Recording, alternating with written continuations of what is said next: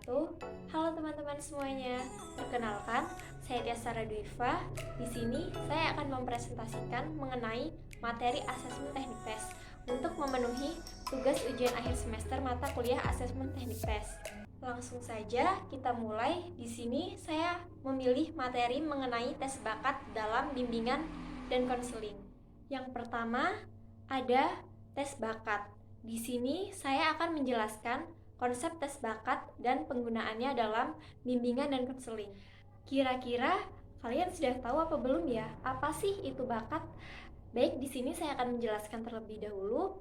Bakat merupakan suatu konsistensi karakteristik yang menunjukkan kapasitas seseorang untuk menguasai suatu pengetahuan khusus, keterampilan atau serangkaian respon yang terorganisir atau kemampuan khusus yang berkembang secara istimewa atau menonjol dibandingkan dengan kemampuan-kemampuan yang lain.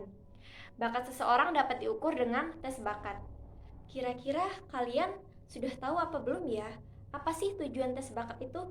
Di sini yang pertama itu diagnosis. Tujuannya adalah untuk mengetahui bakat seseorang, sehingga akan lebih mudah memahami potensi yang ada. Dengan demikian, dapat membantu untuk menganalisis permasalahan yang dihadapi testi di masa kini secara lebih cermat. Yang kedua, itu prediksi. Pada dasarnya, prediksi adalah mempertemukan potensi seseorang dengan persyaratan yang dituntut oleh lembaga, sehingga dapat diprediksikan atau diperkirakan kemungkinan kesuksesan atau kegagalan seseorang dalam bidang tertentu di masa depan. Prediksi meliputi seleksi, penempatan, dan klasifikasi. Baiklah, selanjutnya ada faktor-faktor yang diungkap dalam tes bakat.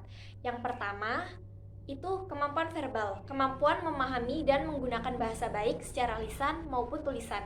Yang kedua, kemampuan numerikal atau kemampuan ketepatan dan ketelitian memecahkan problem aritmatik atau konsep dasar berhitung. Yang ketiga, kemampuan spesial, yaitu kemampuan merancang suatu benda secara tepat.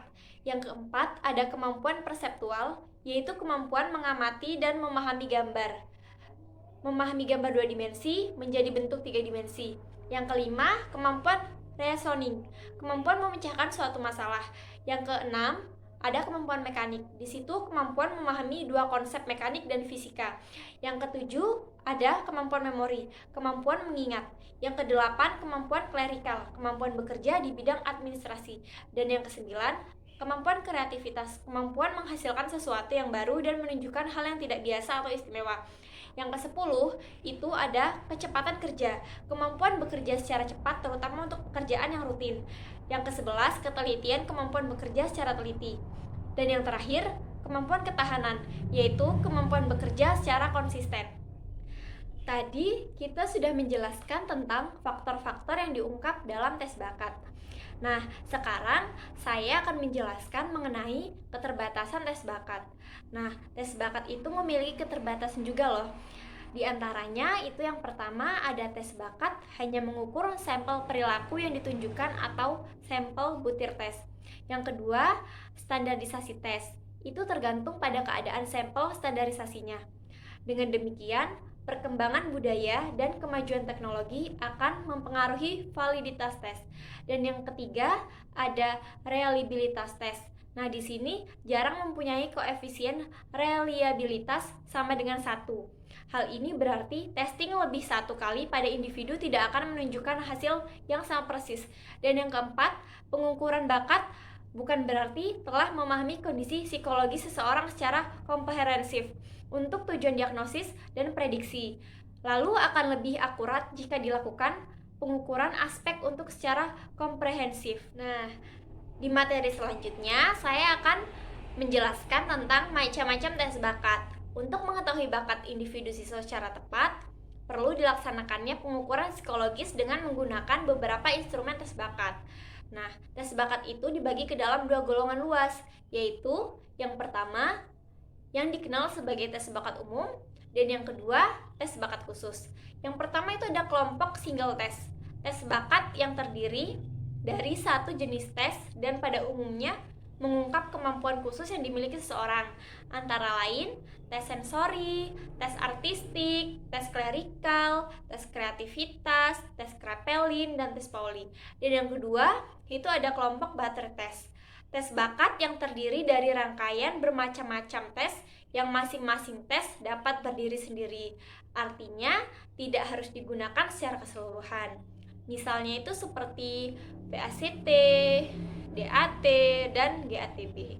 Nah, biasanya di sini ada salah satu instrumen bakat yang digunakan itu seperti Differential Aptitude Test atau DAT, atau tes bakat pembedaan antara lain itu yang pertama penalaran verbal atau verbal rationing, yang kedua ada kemampuan angka atau numerical ability, yang ketiga penalaran abstrak atau abstract rationing, dan yang keempat kecepatan dan ketelitian klerekal, kelima penalaran mekanikal atau mechanical rationing, yang keenam ada relasi ruang atau space rationing, dan yang ketujuh pemakaian bahasa seperti mengeja, dan yang kedelapan pemakaian tata bahasa.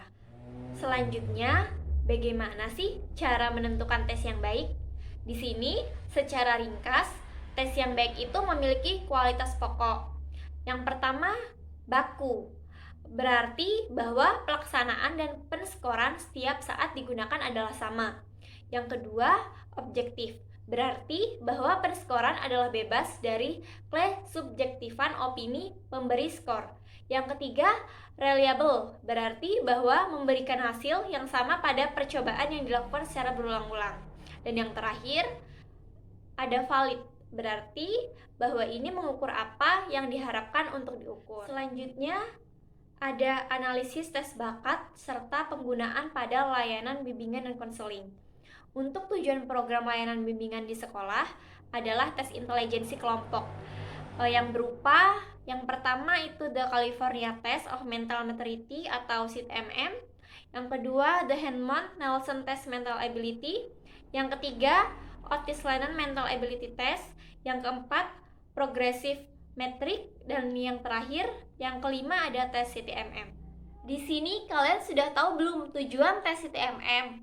Nah, tujuan tes CTMM itu untuk mendistribusikan terhadap 4 skor faktor, yaitu penalaran logika, penalaran angka, konsep-konsep verbal, dan daya ingatan. Lalu dalam tes ini terdapat 12 tes dengan 5 jenis faktor penalaran. Untuk faktor yang pertama, itu penalaran secara logis. Di sini terdapat tes yang pertama kebalikan atau opositis, tes yang kedua kesamaan atau similarities, dan tes yang ketiga itu analogis. Setelah itu faktor yang kedua ada relasi ruang atau spatial relationship. Di sini terdapat tes keempat, yaitu pengertian kanan dan kiri, dan tes yang kelima manipulasi bidang atau daerah. Lalu untuk faktor yang ketiga itu penalaran angka. Di sini terdapat tes yang keenam, itu deretan bilangan, tes yang ketujuh menilai angka-angka, tes yang kedelapan problem bilangan-bilangan. Lalu yang keempat faktornya itu konsep-konsep nilai verbal. Di sini tes yang ke-9 itu kesimpulan atau inferensis, tes yang ke-10 pengertian verbal. Lalu faktor yang terakhir itu ingatan atau memori. Di sini terdapat tes yang ke-11 yaitu mengingat segera, dan yang terakhir tes 12 itu mengingat tidak segera. Lalu untuk materi selanjutnya, saya akan menjelaskan tentang beberapa kode etik bimbingan dan konseling yang wajib diperhatikan oleh guru BK, yaitu pemilihan tes, wewenang pemberian tes, dan penggunaan hasil tes. Baiklah, di sini untuk yang pertama saya akan menjelaskan tentang pemilihan tes. Di sini klien hendaknya terlibat dalam proses pemilihan tes supaya tidak ada unsur pemaksaan dalam pemberian tes oleh konselor. Lalu, alasan para klien untuk menginginkan tes maupun pengalaman masa lalu dengan tes hendaknya dieksplorasi. Selanjutnya, konselor wajib memberikan orientasi yang tepat kepada klien dan orang tua mengenai alasan digunakannya tes, di samping arti dan kegunaannya. Seorang klien harus disadarkan bahwa tes hanya alat dan alat yang tidak sempurna. Sebagai cara untuk mencapai tujuan, tes tidak dapat memberi jawaban. Tes hanya memberi informasi tambahan yang dapat digali dalam konseling dan digunakan dalam menghadapi keputusan tertentu. Selanjutnya, konselor seharusnya menjelaskan tujuan tes dan menunjukkan keterbatasan tes. Peranan ini berarti bahwa konselor mempunyai pemahaman yang baik mengenai apa tes itu dan mengapa dia mengambilnya. Hal lain yang perlu dipahami konselor adalah faktor kultural, gender, etnik, ekonomi yang dapat mempengaruhi skor tes.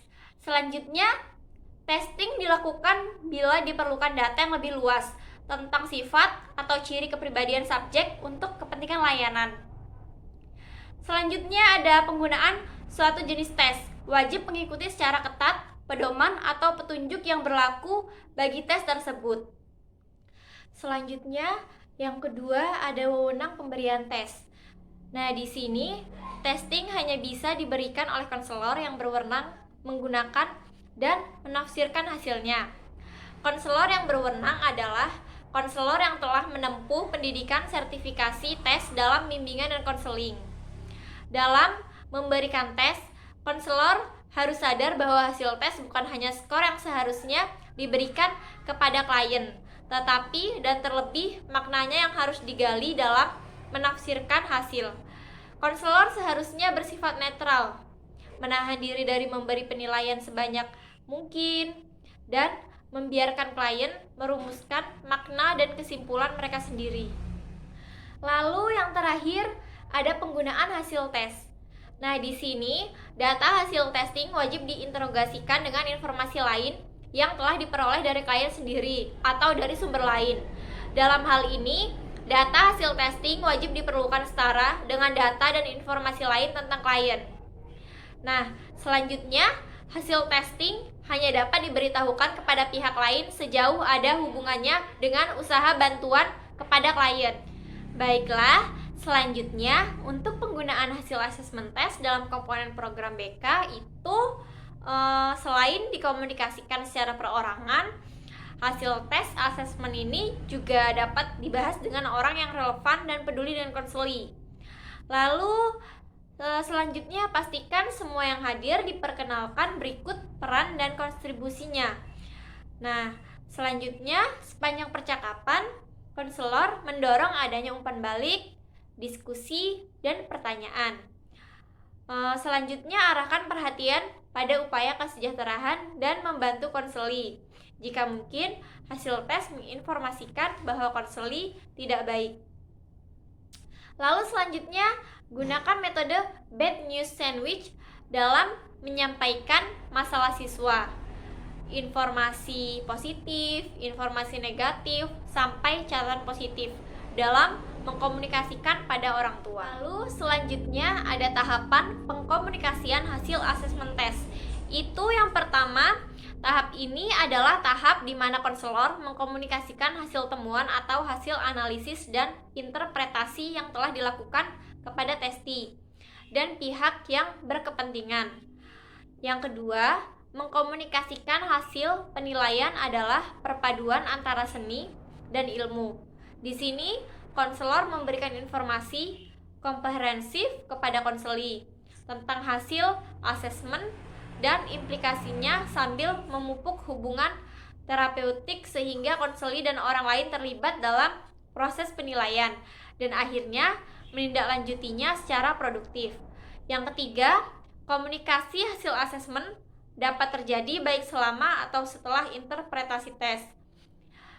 Yang keempat, aturan pokoknya adalah semakin banyak konselor yang mengkomunikasikan tentang temuan selama proses penilaian itu sendiri, semakin besar kemungkinan konseli akan mengingat hasil penilaian dan menindaklanjutinya. Baiklah, itu tadi hasil penjelasan materi mengenai asesmen teknik tes. Semoga materi ini bermanfaat bagi kita semua. Kurang lebihnya saya mohon maaf. Terima kasih untuk kalian semua yang sudah menyaksikan video ini. Saya akhiri. Wassalamualaikum warahmatullahi wabarakatuh.